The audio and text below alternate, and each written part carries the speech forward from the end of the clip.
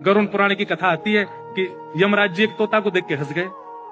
तो तोता बोला कोई और हंस जाए तो बात बनेगी, यमराज हंस रहा है। तोते के मित्र थे गरुड़ जी, भगवान के वाहन। तो अपनी पहुंच लगाते हैं ना लोग, जब संकट में आते हैं तो अपनी पहुंच लगाते हैं, जैक लगाते हैं, हाथ पांव फड़ाते हैं। गरुड़ जी को कहा कि भैया तुम कैसे भी एक काम करवा दो। बोले क्या? ये यमराज जी मुझे देख के हंस गए हैं, मुझे लग रहा है अब मेरे जीवन के दिन 4 बचे हैं। तुम कैसे भी भगवान से कहकर के मेरी जो जीवन अवधि है उसको बढ़वा दो, क्योंकि मुझे पता है कि ये यमराज जी तभी हंसते हैं जब किसी को उठाना होता है। गरुड़ जी बोले भगवान से बाद में बात करूंगा, पहले तुम मेरे पास आओ, बैठो मेरी कमर पे।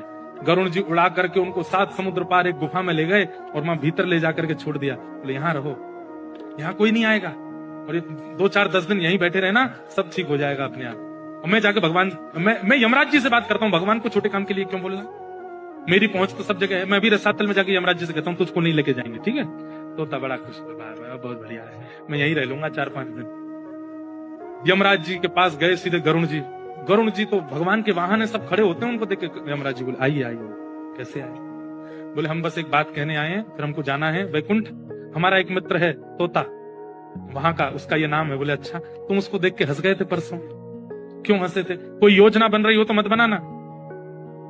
अच्छा, उस वन के तोते के बारे में? बोले हाँ, मैं तो उसको देख के इसलिए हंस गया था, मैंने कि देखो कैसे कर्म की विधि, ये अभी यहाँ बैठा है और इसकी मृत्यु 7 समुद्र पार एक गुफा में बिल्ली के खाने से होगी, और मैं ये सोच के हंस रहा था कि ये 7 समुद्र पार पहुंचेगा कैसे। तभी यमराज जी बोले देखो देखो आ गया। पीछे देखा तो उस तोते की आत्मा आ रही थी, मर गया। गरुड़ जी बोले मैं ही छोड़ के आया था इसे। आप कौन से जन्म का अब